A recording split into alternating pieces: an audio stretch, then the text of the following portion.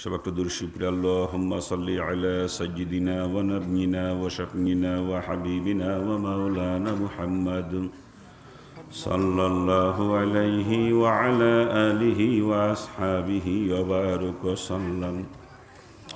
اللهم صل على سيدنا ونبينا وشفينا وحبيبنا ومولانا محمد صلى الله عليه وعلى آله وأصحابه وبارك وسلم. اللهم صل على سيدنا ونبينا وشفينا وحبيبنا ومولانا محمد صلى الله عليه وعلى آله وأصحابه وبارك وسلم. আলহামদুলিল্লাহ, ঐতিহ্যবাহী বাগডাঙ্গা দক্ষিণপাড়া সাইদিয়া ইসলামিয়া হাফিজিয়া মাদ্রাসা চত্বরে এলাকাবাসীর সহযোগিতায় মাদ্রাসা কর্তৃপক্ষের উদ্যোগে আয়োজিত আজকের বাৎসরিক মাহফিলের সম্মানিত সভাপতি, সম্মানিত অতিথিবৃন্দ, উপস্থিত মুআজ্জাজ ওলামা হযরত, দূর দূরান্ত থেকে আগত দিনদার ইমানদার আমার ইসলাম দরদি বাবা জিও ভাইজানেরা, পর্দার অন্তরালে শ্রবণরতা আমার স্নেহময়ী মা ও বোনেরা এবং আমার স্নেহের কচিকা আচারা, আপনারা বাদ মাগরিব থেকে নিয়ে দীর্ঘ রাত পর্যন্ত বিভিন্ন ওলামা হযরতের জবান থেকে কোরআন হাদিসের আলোকে অত্যন্ত মূল্যবান আলোচনা শুনেছেন। এখন আমি নালায়েক আপনাদের সামনে উপস্থিত। আল্লাহ পাক যদি তৌফিক এনায়েত করেন এবং সাথে সাথে আপনারা যদি অন্তর থেকে দোয়া করেন, আমি আপ্রাণ চেষ্টা করব কোরআন এবং হাদিসের আলোকে সংক্ষিপ্ত কিছু কথা আপনাদের সামনে বলার জন্য। আসুন সর্বপ্রথম ওই পাকজাতের দরবারে শুকরিয়া জ্ঞাপন করি, যিনি আজকের এই সময়ে এ জমিনের বুকে কোটি কোটি মানুষকে বিবিধ প্রকার নাফরমানির মাঝে নিমজ্জিত রেখে আমাকে আর আপনাকে আজকের এই কোরআন হাদিসের আলোচনার মজলিস রিয়াজুল জান্নাহ তথা বেহেশতের বাগিচায় অল্প সময় বসার সুযোগ করে দিয়েছেন। এই জন্য একটু জবান খুলে জোরে সরে ওই পাকজাতের শুকরিয়া সকলে একবার বলি আলহামদুলিল্লাহ। আমার বাবাজিরা, এটা যে বেহেশতের বাগান, এ ব্যাপারে কোনো সন্দেহ আছে? যদি কারো সন্দেহ থাকে, কসম খোদার, তার নামাজ, রোজা, হজ, যাকাত কোনো আমল তার জন্য কোনো উপকার বয়ে আনতে পারবে না। কারণ এটা বেহেশতের বাগান। একথা আমি শামসুল হকের জবানের নয়, একথা বলেছেন এমন এক ব্যক্তি যার জবানের কোনো একটা কথা এ পর্যন্ত মিথ্যা হয় নাই এবং কিয়ামত পর্যন্তও হবে না।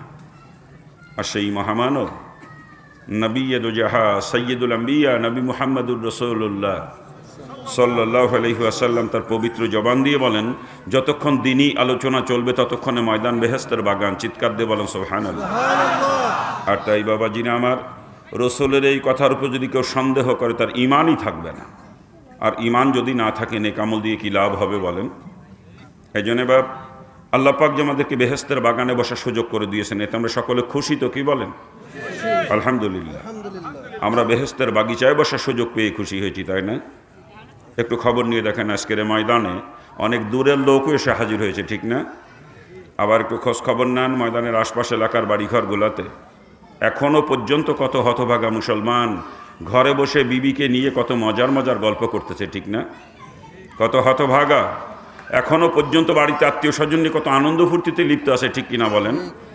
আবার কত কপাল পোড়া মুসলমান ঘর থেকে বের হয়ে আসছে ঠিকই, যে শয়তান তাদেরকে বেহেশতের বাগিচায় বসার সুযোগ দেয় নাই। শয়তান তাদের কানে রশি লাগাইয়া রাস্তার উপরে, বাজারের ভিতরে, দোকানের সামনে দিয়ে ঘুরাইতেছে, ঠিক না? আচ্ছা বলেন, কোনো মুসলমানের কানে কোরআন হাদিসের আলোচনার আওয়াজ পৌঁছায়, জান্নাতের বাগিচার খবর পৌঁছায়, এরপরও যদি সে মুসলমানও জান্নাতের বাগিচা উপস্থিত হতে না পারে, তার মতো হতবাগা কপাল পোড়া এ দুনিয়ার জমিন আর কেউ থাকতে পারে? এই জন্য বাপ, আমি আলোচনা শুরু করার পূর্বে যে পর্যন্ত মাইকের লাউড স্পিকারের ধ্বনি পৌঁছায়, এতদাঞ্চলের প্রতিটা বালেগ পুরুষ মুসলমানের দুইখানা পায়ে হাত অনুরোধ করব, ও বাপ, সত্যিই যদি আপনি দাবি করেন আপনি একজন মুসলমান, আমি আপনার দুইখানা পায়ে হাত অনুরোধ করছি, আর দূরে দাঁড়িয়ে বসে থাকবেন না। মেহেরবানি করে অল্প সময়ের ভিতরে বেহেশতের বাগিচায় চলে আসেন। বলা যায় না বাপরে, আজকের রাত্রি আমার আপনার জীবনের শেষ রাত্রিও হয়ে যেতে পারে। আজকের দিনের মাঝে কত লোকে দুনিয়া থেকে চির বিদায় নিয়েছে তার হিসাব নাই।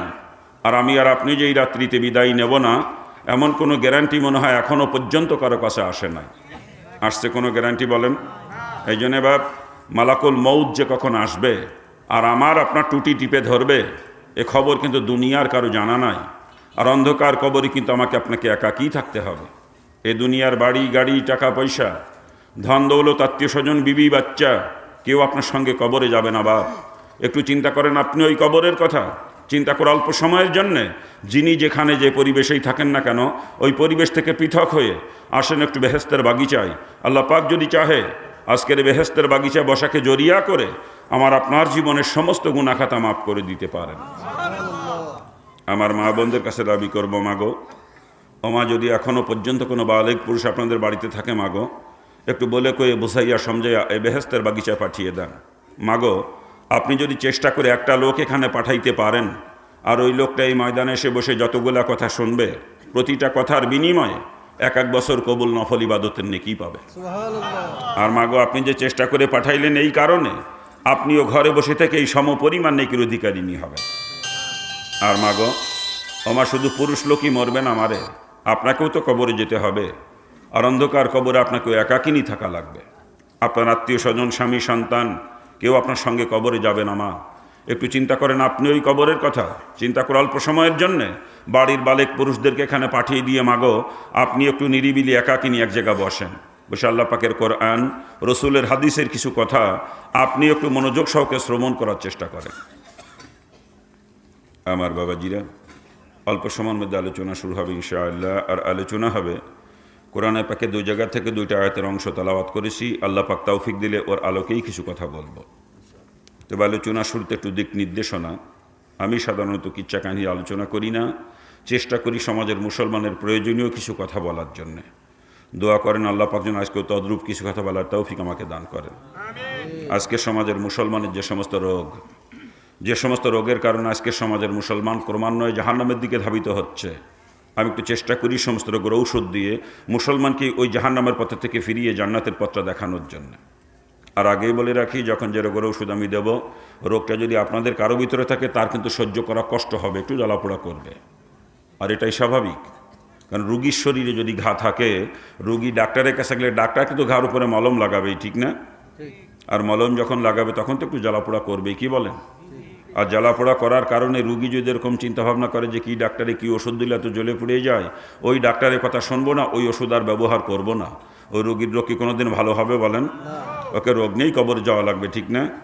তদ্রূপভাবে আমিও যখন যে রোগের ওষুধ দেবো, রোগটা যদি আপনাদের কারো ভিতরে থাকে তারও কিন্তু সহ্য করা কষ্ট হবে, একটু জ্বালাপোড়া করবে। আর জ্বালাপোড়া করার কারণে আপনিও যদি এরকম চিন্তাভাবনা করেন যে কি হুজুর দিয়ে কি ওয়াজ পেতে বেশি কথা কয়, এই চিন্তা করে ময়দান থেকে উঠে বাড়ির দিকে